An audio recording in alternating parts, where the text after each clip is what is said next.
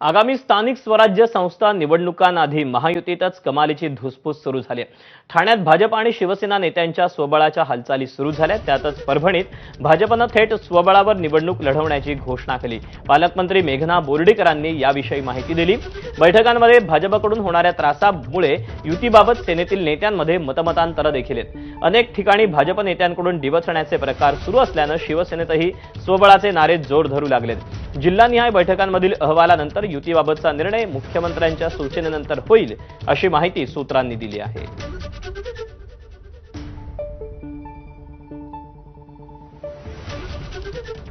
सगळ्यांना स्वबळावर लढायचे, कारण की मुख्यमंत्री देवेंद्र फडणवीस साहेबांनी जे आता 31,000 कोटी रुपयाचं पॅकेज शेतकरी बांधवांना दिलंय आणि जिल्ह्यामध्ये आज जवळपास 90% शेतकरी बांधवांच्या खात्यामध्ये पैसे जमा झालेले आहेत आणि सकारात्मक वातावरण भारतीय जनता पार्टीच्या बाजूने आहे। त्यामुळे सर्वांची इच्छा होती की पहिल्यांदा आपल्याला संधी मिळते तर भारतीय जनता पार्टी स्वबळावर लढलं पाहिजे। अंबरनाथ मधील आमचा नगरसेवक असेल, पालघर मधील आमचा जिल्हा परिषदचा अध्यक्ष असेल, त्यांना फोडून आपल्या पक्षात घेता हे चुकीचं आहे।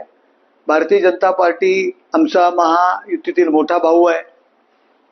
मोठ्या भावाने उलट आम्हाला समजून घेतलं पाहिजे, परंतु आमच्याच पक्षातील नगरसेवक गळाला लावणं आणि आपला पक्षात घेणं हे योग्य नाहीये।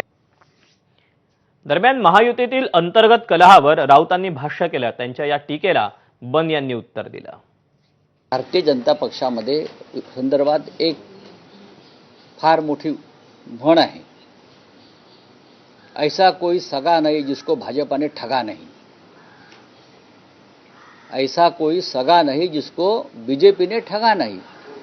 अजित पवार तो त्याच्यासोबत की झाड की मुली आहे। संजय राऊत तुमचा पक्ष खंडणीखोरांचा आहे आणि ठगांचा आहे, म्हणून तुम्ही गँग्स ऑफ ठगचे सरदार आहेत। मित्र पक्षाच्या पाठीत खंजीर खुपसणं तुमचं काम आहे आणि तुम्ही 2019 मध्ये भारतीय जनता पार्टीच्या पाठीत खंजीर खुपसला होता, म्हणून तुम्ही गँग्स ऑफ ठगचे सरदार आहात। इतरांवर टीका करू नका। एकीकडे सोलापुरात राष्ट्रवादीतून भाजपमध्ये जोरदार इनकमिंगची चर्चा असतानाच आता भाजपचे नेते आणि राज्यमंत्री मुरलीधर मोहोळ यांनी आपल्या राष्ट्रवादी ऑफरचा किस्सा सांगितला। मात्र राष्ट्रवादीची ऑफर नाकारल्यानं आपलं कसं भलं झालं हे सांगायलाही ते विसरले नाहीत। तळेगावच्या एका कार्यक्रमात ते बोलत होते।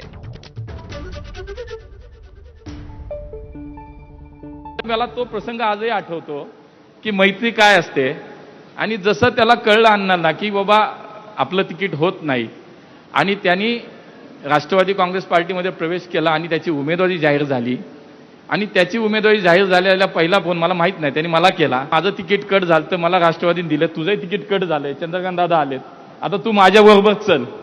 मी म्हटलं बाबा मी एक दिल्या घरी सुखी आहे, तू जाऊ नकोस। तो म्हणला नाही ना, आता मी परतीचे दोर कापले, हीच भाषा होती त्याची।